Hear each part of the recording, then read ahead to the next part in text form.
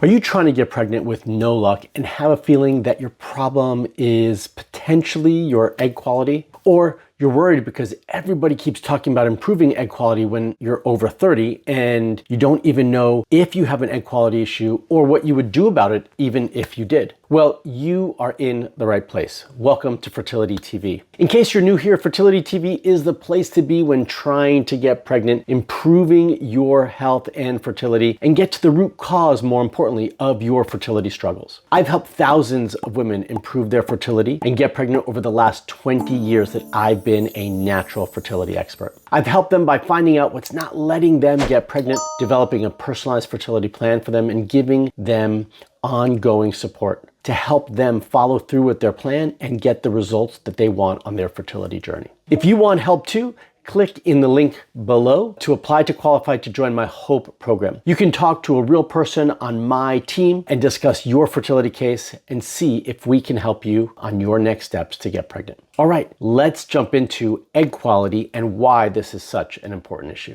So we often hear that egg quality is such an important piece when we are trying to get pregnant. And actually, you might even deduce that because all the information that you might get or all the direction that you're told by either your OBGYN or fertility doctor or the videos that you watch right here on YouTube are all geared towards egg quality. So what does it really mean? What is egg quality and why is it so important? So first and foremost, we need to understand that the quality of the eggs that a woman produces directly impacts the quality of the embryo that will be created when fertilization happens. And that inherently is a big factor when you are trying to conceive and carry a healthy pregnancy. So how does that even work? Well, first and foremost, we need to understand certain concepts. Your egg, when we start talking about eggs, we often intermingle multiple terms to mean this. In your ovaries, there are what we call follicles.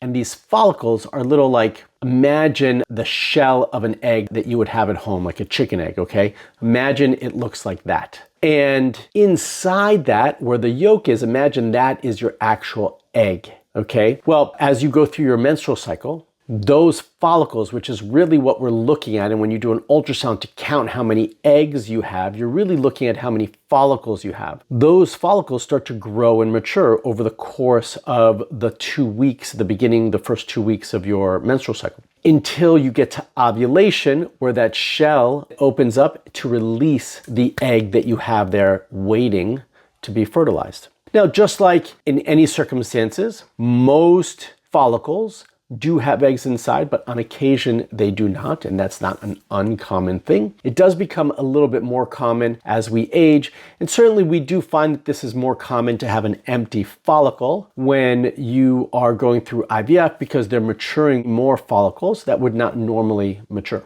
Your quality of your eggs is determined before each cycle that you release that egg. And I want to make that very clear. The quality of the egg is not determined in any given cycle. It's determined well before you ever release an egg. So how does that process work? Well, that process is called follicular genesis.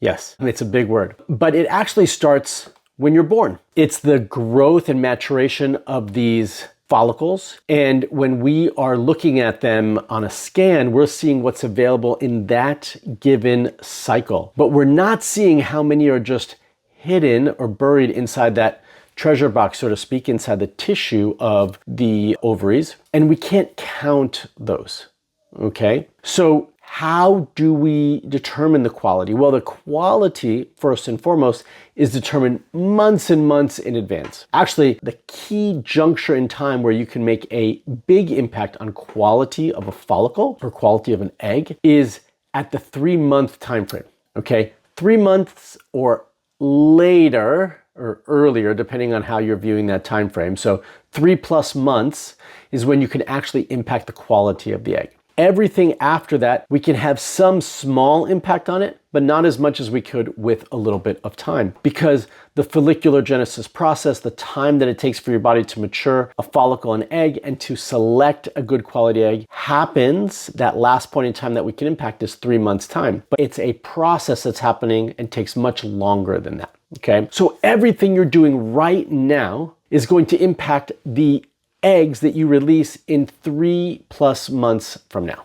That's how that works. Okay, and so we need to do everything we can to support that. And that's really what I want to get into in the meat of this video. Before I get into the meat of the video, I want to teach you or tell you how you know if you are having issues with potentially egg quality. Now, I also want to stress right now that not all fertility issues are egg quality issues, and I do think it's important for us to get a better understanding for how we determine that, which I'll dive into in just a moment. So what are the key signs that you may need to improve egg quality? One, irregular menstrual cycle. If you have an irregular menstrual cycle, it means your hormones are not functioning properly and they're not balanced properly at any given stage of your cycle, and that can definitely impact your egg quality. But we don't know what came first, right? So what's impacting your inability to regulate your cycles may be egg quality or may not be egg quality. And we might need to get to the root issue of that, which is why we need to dive deeper. Another sign is that you've been trying to get pregnant and you're having a difficult time conceiving in an appropriate time frame. So what's an appropriate time frame? An appropriate time frame is if you are 35 and younger, then at least a year of active trying, means actively every month you are trying to conceive at ovulation. Or if you're over 35, then at least 6 months of trying. What are other signs that you might need to improve egg quality? Well, if you've had a miscarriage in the past or a failed fertility cycle or failed fertility treatment. So if you've had a miscarriage or more or multiple ones, you may have an issue with egg quality. If you have had a failed IUI or IVF cycle, you may have an issue with egg quality. I say may in both circumstances because it does not absolutely mean that you do, and we have to determine if that is actually the case.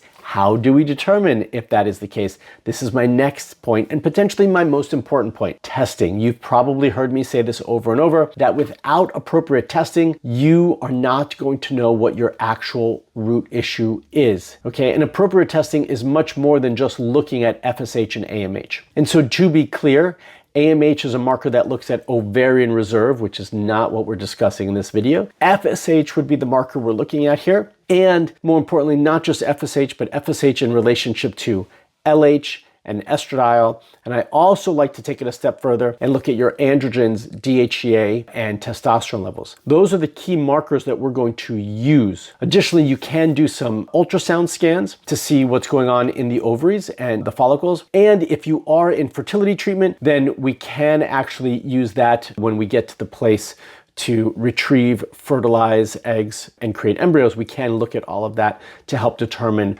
if there's also an egg quality issue in that situation. The most common cause and the most common reason that you are going to hear or be told that egg quality is an issue is age. Age is definitely the biggest single factor that impacts egg quality. However, I'll also say that age is the only factor you cannot change and control, right? At least the age in terms of how many years you've lived on this earth. One thing we can impact is the age of the cells, right? The age of your cells does not have to equal the length of time you've lived on this earth. It could be, your age of your cells could be worse, it could be higher, or it could be better, it could be less.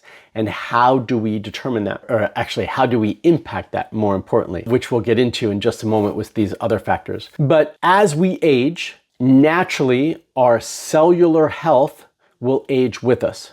So we are healthier inherently.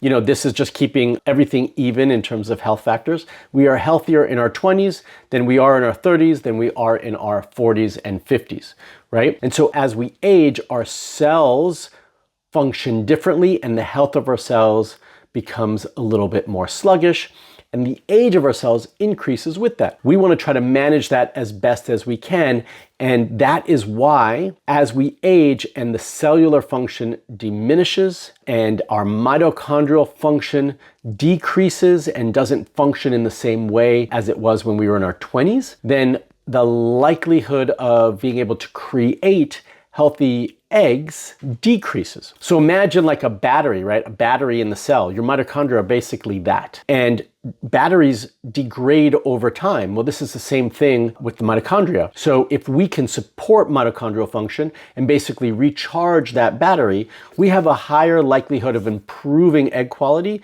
and having healthy outcomes in our fertility journey. And that's exactly what we're trying to do. So what are some key factors that impact the mitochondrial function, the battery of your cells, and what do we do about it? Well, the number one is lifestyle factors, and there's a lot of different lifestyle factors that can definitely impact your mitochondrial health and function and recharge it or basically drain it faster. Diet and nutrition is number one on my list. I talk about this all the time, and it's probably the single thing that we do the most in any given day or should be doing the most of, and it's the thing you probably have the best control over. Okay, what are you going to put into your body?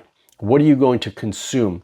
So this is where making sure that we get a balanced diet, really balanced in good quality protein, good quality fats, lots of good quality healthy vegetables. We want to get a balanced, well-rounded diet so that we can give our cells and our mitochondria all the proper nutrients that they need. This is essential, and again, this is the most important thing that you can control in terms of the quality of the food that you eat. Exercise is another lifestyle factor. The role of exercise is important on two main fronts. One is for increasing blood circulation, and the other one is with regards to oxygen. Yes, we want to increase the circulation in our body, so the more we move, the more we are increasing circulation. And then oxygen, right? What we breathe in, the air, we need that. That is vital for survival. It's also vital for your cells.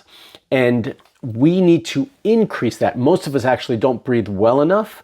And so the more we can exercise, the better off we're going to breathe. And that is also, by the way, a key factor of what you're doing on a regular basis, right? Like you don't think about it very often, but you are breathing probably more than you're eating in that regard. As I said earlier, so I was wrong in that. But you are breathing much more than you are eating, and breathing and having good, proper breathing is really important for oxygenating the body and the cells. Stress is number three, and stress management is essential. Stress directly impacts the quality of your eggs, also impacts the quality of your health. And I've seen over and over that stress impacts our menstrual cycles or a woman's menstrual cycles and disrupts hormones. And this is something that you absolutely need to manage. It's not something you're going to get rid of. Stress doesn't disappear, especially in the world that we live in, but definitely needs to be managed better than it typically is. So what can we do to impact all of these factors? Well, before I do that, I want to hear from you. So comment below and let me know what are the key points that I just mentioned is the most impactful for you, or something that you think you can absolutely change right now. Comment below and let me know. All right. So providing proper nutrition and nutrients in our diet is first and foremost imperative to do through diet. So we want to make sure that we are improving our diet overall, emphasizing important antioxidant-rich fruits and vegetables, whole grains, good quality meat, and healthy fats. So making sure that when you're going shopping, you're doing that, but also the quality of the food that you eat is also essential. So making sure that you're getting organic food wherever possible that makes sense for you and your budget. Antioxidant-rich foods are also important. Berries are really great in this regard. Nuts, leafy greens, these all help to combat oxidative stress, which impacts our cells negatively. So we definitely want to make sure that we are addressing those areas. Another thing that we can do when it comes to supporting our antioxidant levels and reducing oxidative stress on our cells is supplementation. So here are some key supplements that I think we all can incorporate into our diet that are going to improve your overall health, your cellular health, and your fertility. One is folate and B vitamins. I do think these are important for DNA synthesis and repair. I do recommend methylated folate and methylated B vitamins. That's something that's key for all of us to help get the proper nutrients into our cells. Coenzyme Q10, also known as CoQ10, is really a powerful antioxidant that supports cellular health. There's been tons of research on CoQ10, and I highly recommend that you incorporate it into your regimen as well. And then fish oils, essential fatty acids, they may help improve egg membrane quality, the membrane of the egg as well, to make make it easier for that to be fertilized, for the sperm to get into the cell itself. So I think those are some key nutrients. Fortunately for all of you, my number one product for egg quality health is called Rejuva Eggs. It does have CoQ10 already in it, along with a ton of other really essential nutrients like the B vitamins through our beef liver and a ton of other antioxidants. I highly recommend it if you are really looking to find an all-inclusive supplement to improve your egg quality, and I'll leave that link in the description below for you as well. So earlier I talked about exercise, and I think in terms of lifestyle modifications, this is an essential one that needs to happen: regular exercise, and not overproduction of exercise, not overdoing it and not underdoing it. So this helps promote overall health and can positively impact fertility. It also helps you maintain a healthy weight, or should help you maintain a healthy weight level. Both being underweight and overweight are also conditions that can impact fertility negatively. So even just a drop or a rise of 5 pounds can dramatically improve your fertility. And as we're going back to exercise, even an increase in 30 minutes a day, or if you're overdoing it, a decrease in the intensity and impact of exercise can dramatically improve your fertility. Actually, men have a much bigger margin of error when it comes to exercise. Women have to be a little bit more careful. So I do recommend 30 to 60 minutes a day for women. And actually overall, because I know you're not going to do it 7 days a week, we're looking for about 4 hours of exercise every week when it comes to women and exercise and fertility. So I think that's an important factor when we're trying to balance out exercise. Most of us don't get enough, so make sure you're adding it in on a regular basis. I mentioned stress earlier as a key factor in impact of egg quality. So 2 practices that I think can really help you. Actually becomes 3, but I incorporated 1 together. So yoga and meditation are 2 separate items, but I put them together because often you do them together. Adding a regular 5-minute routine of meditation every day or a practice of yoga throughout your week will help increase your oxygenation of your cells. It will help increase circulation, and it will help you manage your stress levels. Another really great method or practice to incorporate is acupuncture. There have been several studies, I think over 20 or 30 studies that have been published that suggest that acupuncture improves blood flow to the ovaries and the uterus and positively impacts fertility success rates. So I would highly recommend adding that in as well. We didn't talk about this part earlier, but for me, it is part of diet. So hydration, making sure that you're getting an adequate amount of water and that you're hydrating your cells in your body appropriately every day.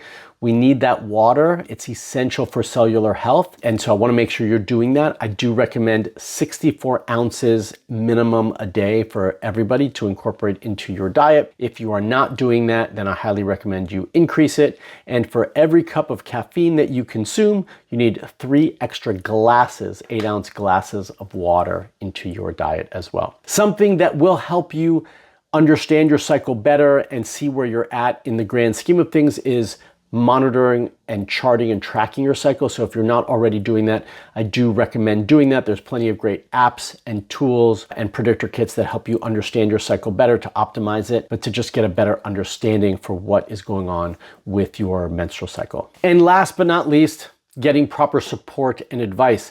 Because sometimes, even though I've just given you all these different tools that you can start to incorporate, we all need an individualized plan for ourselves. And that is essential. So making sure that you're getting proper professional advice based on your specific needs is going to be another key factor that I think is important for all of us when we are on our fertility journey. So on that note, if you want to really go deep into your fertility or deeper and find the root cause that's not allowing you to get pregnant, be sure to fill out the application to find out if you qualify to speak to a real person on my team to see how we can support you and help you identify the next steps on your fertility journey. To do that and to find out if you are a good fit for my Hope Fertility program, just use the link in the description below to apply. Now, I do want to add some additional videos to help you learn more about your fertility and what you can do. You can check that out right here and in the description below as well. All right, everyone, if you like this video, give me a thumbs up. If you're not already a subscriber to my YouTube channel, please hit that bell to subscribe and get notified when I put out another video for all of you. And until the next video, stay fertile.